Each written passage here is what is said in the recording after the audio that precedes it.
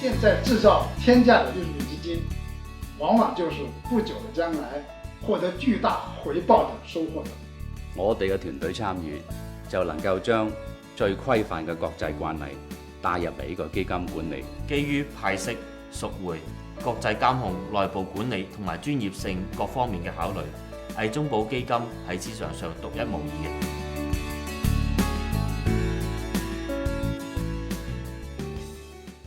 As a family office and a wealth management firm, we have decidedly in the last 7 years allocated to non-correlated asset classes and real estate. Actually, in the last few years, we have been engaged in wine and art as funds with our clients and have been doing well since. Really, these are great tools of diversification and wealth preservation. As the name would suggest, the Asian Art and Antique Fund focuses largely on the Chinese fine art market. The fund is delivering stable, sustainable, and safe returns for the investors. We have in the past been involved in a previous art fund in 2006. That fund was largely focused on the more mature Western contemporary market, which we feel, in comparison, the Asian growth story could be more interesting. And that is the reason why we feel that this is really the fund that we would like to be involved in. The Chinese auction market, and as a proportion of the entire global art market, it has grown significantly from 7% in 2008 to 33% in 2011. 中国的这个拍卖市场乃至于整个的艺术品市场当然是前景一片光明的。到现在不到20年的时间，中国的艺术品市场的体量得到上百倍的增长，平均的价格也是得到几何级数的增长。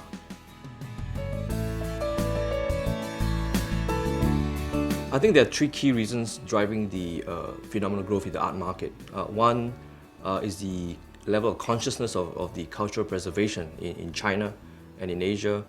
Secondly, I think there's a huge emergence of new collectors in the market. And of course, three, the rise of China and the Asian economies. 近年亞洲各國咧都對推動呢個文化產業不遺餘力，好令人興奮嘅咧就係我見到咧有新一代嘅人參與，咁佢哋咧就係形成咗一個文化承傳嘅一個力量。其實各國本身個文化底蘊咧都係好深厚嘅。咁近年嗰個古董市場嘅成交活躍咧，引起咗好多以前嘅收藏家都攞翻咧佢哋嘅藏品出嚟咧，供應俾個市場。所以咧，無論喺供同埋求兩方面咧，都形成一個好有規模嘅一個市場力量。As a result, we are seeing that the fine art as an asset class has gained importance in the last few years. More importantly, the fine art market has outperformed all major asset classes in the last few years in these volatile market times. 藝術品投資嘅回報咧，相對於傳統嘅股票同埋地產咧，都突出好多嘅。喺股票市場嗰方面，由2000年6月份至11年6月份咧，道瓊斯指數嘅升幅只係得5%咧，而納斯達克指數更加係跌幅接近40%。香港恒生指數同期嘅升幅咧係23%。另外喺地產嗰方面嘅投資咧，香港嘅中原地產指數咧喺過去嗰11年裏邊嘅增長係1倍有多。但喺藝術品方面咧就好驕人啦，同期嘅成交件數咧係超過咗10倍嘅增長，而成交金額咧更係有44.8倍嘅增長添。The fund will have the investment strategy focus on three main sectors. One would be the Chinese calligraphy and painting. Two, the Ming and Qing dynasty royal porcelain and jade.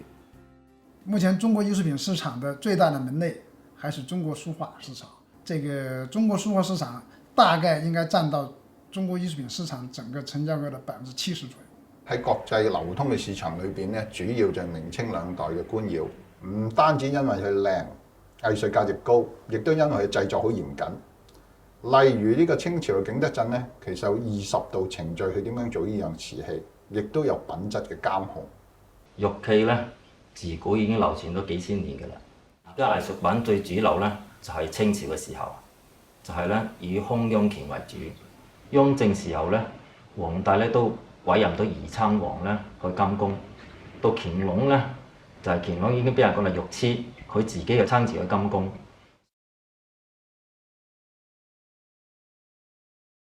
I think key to the processes of the fund are things like authentication, the appraisal, the acquisition, and of course the disposal of assets. And these processes are by and large an important consideration. Obviously, there are many other art funds in the market, but if you inspect them closely, you will sense that their approach is rather opaque, and there are obviously instances of self-dealing. We feel that we are different because we embrace international compliance and best practices.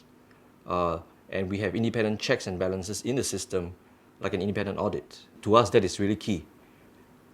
These subject matter experts are not just people who give an opinion, but they have what we call real brick and mortar experience in the marketplace. 喺我30年嘅職業生涯裏邊咧，相當高興嘅能夠跟呢個蘇富比佳士得拍賣公司咧能夠有生意上嗰個往來，亦都能夠咧喺呢個鑑定同估價上高咧俾到一啲意見。更加高興嘅咧就係當呢個中國嘉德拍賣公司同保利拍賣公司成立嘅時候咧，能夠分享到我嘅經驗。嗱，我一年咧大約淨係7至8個月咧，都去全世界大小嘅拍賣行咧收購啲玉器嘅，亦都部分咧幫啲大嘅收藏家幫佢做顧問，亦都係幫佢去收購咧啲好嘅玉器嘅。喺多年投資藝術品嘅經驗裏邊，100%嘅回報係經常做到嘅。好似一件乾隆嘅窯變有花菇，15萬買入，2年後賣出45萬。另外一件明朝嘅青花人物罐，20萬買入，1年後賣出係100萬。呢幾年咧就幫個收藏家喺比利時買支玉嘅如意，當時係200萬，亦都係咧2年後咧喺蘇富比咧幫個收藏家咧賣出咧就係700萬嘅。I think in all investments there will be risk. With the proper process that we have put in place and the strict selection criteria that we have, we are very confident that the fund would definitely meet its expected returns. 而家其實資產泡沫出現最主要2個成因，一個就係政府政策嘅干預，另一方面咧就係利率問題。藝術品咧基本上唔牽涉到民生問題嘅，所以政府普遍嚟講係唔會反對，甚至有鼓勵添。第二，呢部分嘅參與者佢哋普遍係唔需要用借貸，所以都唔牽涉到利率影響到呢個市場嘅正常運作嘅。我哋基金嘅投資組合裏邊咧，投資喺高價藝術品可以令到我哋增值空間非常之高。至於投資喺中價同埋低價藝術品，除咗佢有增值空間之外，仲可以為我哋成個基金組合提供足夠嘅流動性，對我哋基金每年派息同埋對投資者嘅贖回提供非常之大嘅方便。我哋嘅團隊參與就能夠將最規範嘅國際慣例帶入嚟呢個基金管理，喺一個好透明、投資者可以監控嘅情況底下，將帳目審計一目了然咁，令到投資者知道自己嘅回報係可以去到邊度。The fund is managed out of Singapore, and as we know, Singapore is an excellent international platform where the regulatory standards are high, both in fund management and audit. We certainly feel that this is an important consideration for investors when they inspect and consider this fund. 现在中国大陆有差不多将近2000个艺术品的基金。中国大陆的这个基金有些先天的不足，主要是在专业性上面，在规范性上面，在国际化的这个视野这方面。比方说资金运作的限制，它在境外运作这个困难重重。商业基金有这个国际一流的专业团队，有海外的这样的一个很重要的一个背景，有规范的这种操作的模式，一定会给中国大陆的各类艺术品基金的运作提供示范。And this is important in uncertain times like today, where the equity market is showing to be very difficult and there is a high risk of sovereign default on a global basis.